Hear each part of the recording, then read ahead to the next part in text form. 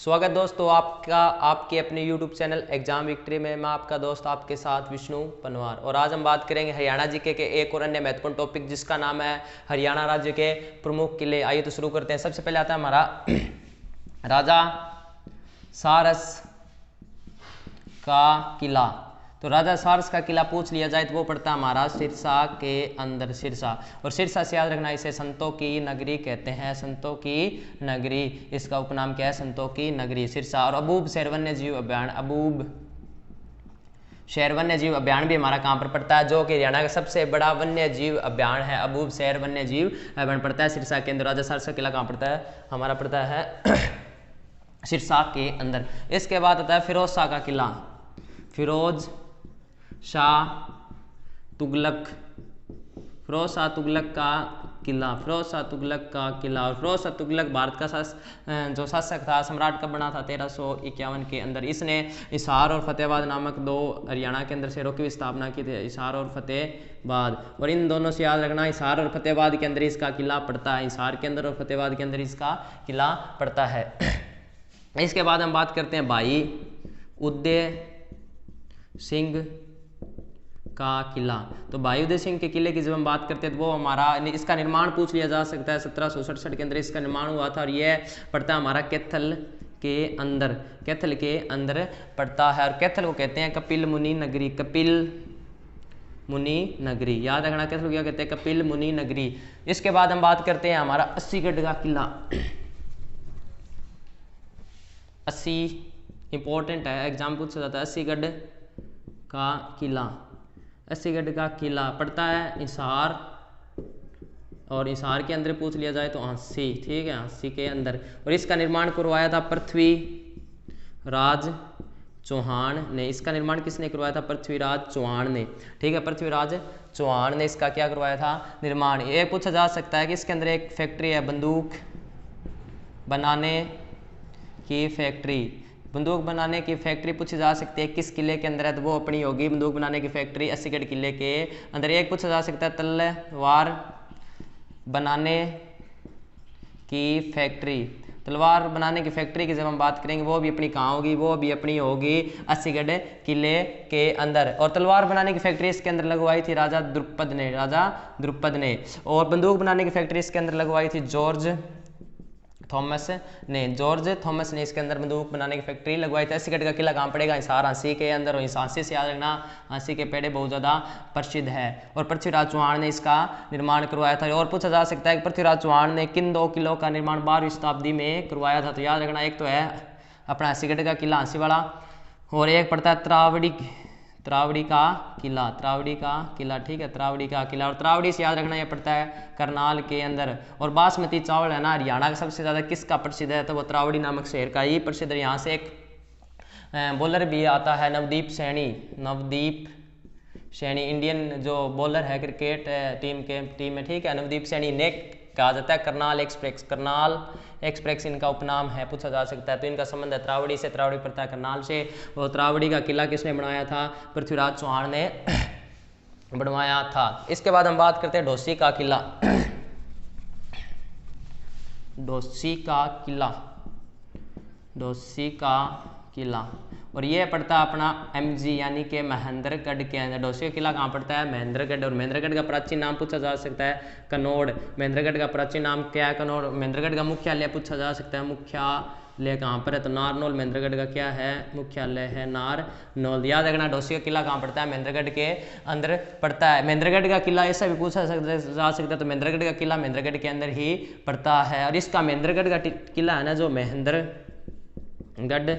का किला, इसका निर्माण पूछा जा सकता है किसने करवाया था? ऐसा तो नहीं पूछा जाएगा कि महेंद्रगढ़ का किला तो महेंद्रगढ़ के अंदर ही हो, ऐसा पूछा जा सकता है इसका निर्माण कराया था तात्या टोपे, ठीक है, तात्या टोपे ने इसका क्या करवाया था? निर्माण करवाया था। इसके बाद पूछा जा सकता है कि रानीपुर और रामगढ़ का किला। रानीपुर एंड रामगढ़ का किला, रानीपुर और रामगढ़ के जब किले की बात करेंगे तो वो याद रखना आप पड़ता है अपना पंचकुला।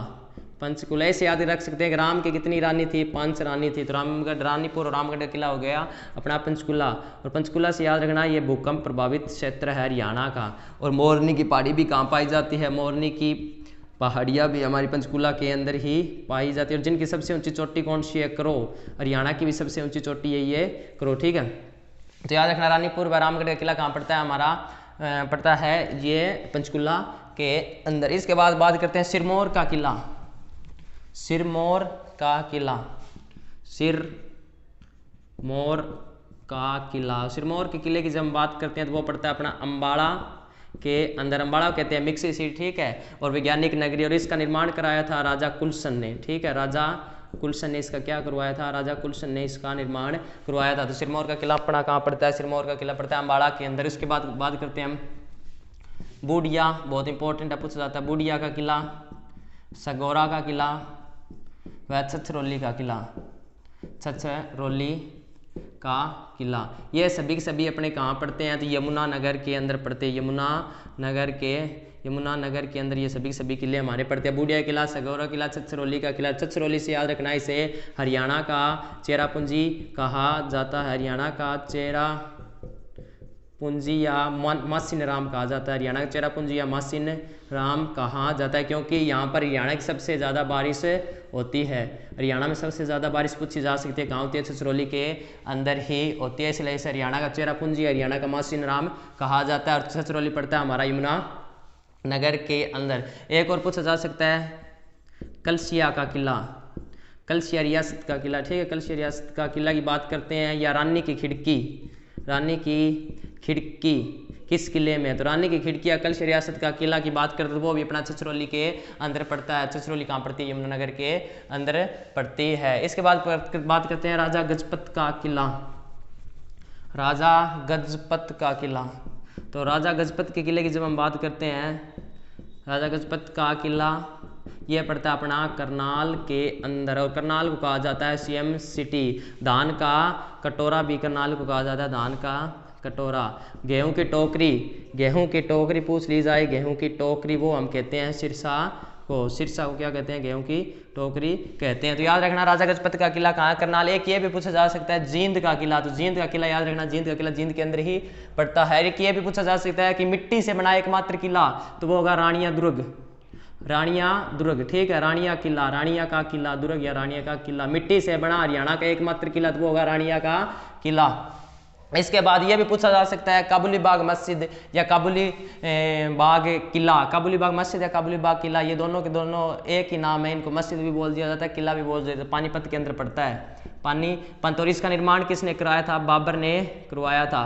पानीपत के प्रथम युद्ध 1526 में जीत के बाद इस काबुली बाग मस्जिद इसका निर्माण किसने करवाया था? बाबर ने करवाया था। या इसने ये भी कहा जाता है कि इसने अपनी बेगम मुसम्मत बेगम की याद में इस काबुली बाग किले का निर्माण करवाया था। तो याद रखना काबुली बाग किला कहाँ पड़ता है? अपना पानीपत के अंदर पड़ता है। इसके बाद तावड़ू का किला और कोटला का किला। तावड़ू का किला और कोटला का किला, ठीक है। तावड़ू और कोटला किले की जब हम बात करते हैं तो ये दोनों के दोनों हमारे मेवात के अंदर पड़ते हैं। और मेवात का गठन किया गया था 2004 और 5 के अंदर। 2004 में घोषणा, 2005 में इसका गठन किया गया था। कोटला से याद रखना कोटला झील भी कहाँ पड़ती है? कोटला झील भी अपनी पड़ती है मेवात के अंदर। और बाबर ने बाबरनामा में किस झील का उल्लेख किया है? तो बाबर ने बाबरनामा में झील का उल्लेख किया है, उस झील का नाम है कोटला झील।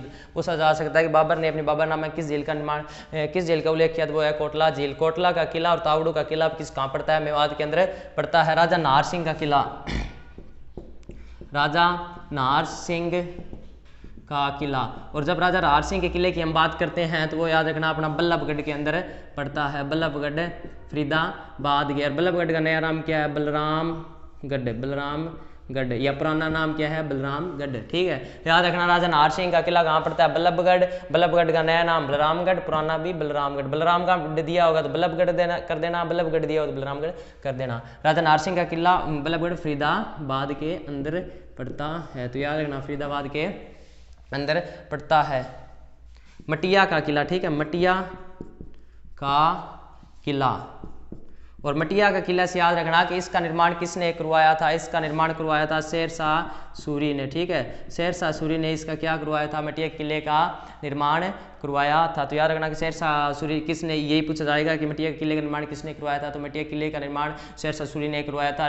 और पूछ लीजिए कहाँ पड़ता है, तो ये भी अपना फरीदाबाद बल्लभगढ़ के अंदर ही पड़ता है। इंदौरी का किला, ये भी पूछा जा सकता है, इंदौरी का किला, इंदौरी का किला भी कहाँ पड़ेगा, इंदौरी का किला भी अपना पड़ेगा मेवात के अंदर। याद रखना इंदौरी का किला कहाँ पड़ेगा, मेवात के अंदर। एक और पूछा जा सकता है कि बलराम का किला, राजा बलराम का किला, तो राजा बलराम के किले की बात करेंगे तो वो भी अपना पड़ेगा फरीदाबाद बल्लभगढ़ के अंदर।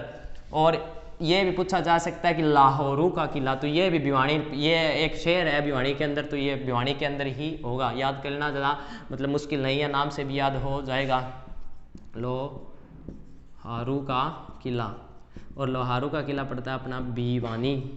भिवानी जिसे मंदिरों का शहर कहते हैं, या छोटी काशी कहते हैं, छोटी काशी हरियाणा की छोटी काशी कहते हैं, बॉक्सिंग हब कहते हैं, बॉक्सिंग हब कहते हैं, मिनी क्यूबा भी से कहते हैं। तो याद रखना लोहारू का किला कहाँ पड़ता है, अपना भिवानी के अंदर पड़ता है।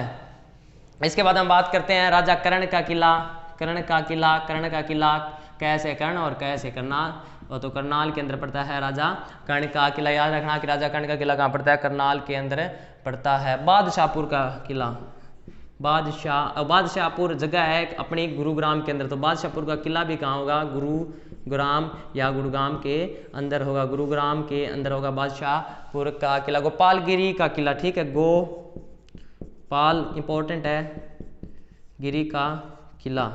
पहले तो ये पूछा जाएगा इसका निर्माण किसने करवाया था, गोपालगिरी का इसका निर्माण करवाया था बलबन, जो कि गुलाम वंश या सुलेब वंश या मामलुक वंश का क्या था, एक शासक था, गुलाम वंश का शासक था बलबन। ठीक है, बलबन ने इसका क्या निर्माण कराया था। गोपालगिरी कहाँ पड़ता है, दिल्ली और गुरुग्राम की सीमा पर पड़ता है, दिल्ली और गुरुग्राम की सीमा पर कौन सा पड़ता है, अपना पड़ता है गोपालगिरी का दुर्ग। ठीक है, तो याद रखना गोपालगिरी का दुर्ग कहाँ पड़ता है, दिल्ली या गुरुग्राम की सीमा के ऊपर पड़ता है। सोना का किला, सोना, और सोना से याद रखना गर्म पानी के लिए प्रसिद्ध है, सोना का किला भी अपना कहाँ पड़ेगा, सोने का किला भी अपना गुरुग्राम के अंदर ही पड़ेगा। तो याद रखना गुरुग्राम के अंदर कौन सा किला, सोना का किला। कुंजपुरा पड़ता है अपना करनाल के अंदर, कुंजपुरा का किला कहाँ होगा, कुंजपुरा का किला भी अपना करनाल के अंदर होगा। तो याद रखना कुंजपुरा का किला कहाँ होगा, करनाल। और करनाल से रखना याद रखना राष्ट्रीय डेयरी अनुसंधान संस्थान कहाँ पर है, वो भी अपना करनाल के अंदर ही है। ठीक है, जल महल, यह भी पूछा जा सकता है कि जल महल कहाँ पड़ता है, ये पड़ता है अपना नारनौल के अंदर। तो याद रखना जल महल अपना कहाँ पड़ता है, नारनौल के अंदर पड़ता है। तो याद रख लेना सबसे इंपॉर्टेंट है इनमें एक अपना 80गढ़ का किला, यहाँ से 80 बार एग्जाम में पूछती है 80गढ़ का किला। तो याद रख लेना कि 80गढ़ का किला कहाँ पड़ता है, 80गढ़ का किला पड़ता है अपना 80 के अंदर। याद रखना, ठीक है, मैंने पहले भी बता दिया, दोबारा आपको बता दिया, इंपॉर्टेंट है। ठीक है, 80गढ़ का किला। एक बूढ़िया का किला, ये इंपॉर्टेंट है, याद कर लेना। धन्यवाद, वीडियो पसंद आए तो लाइक कर दीजिएगा। जय हिंद, जय भारत।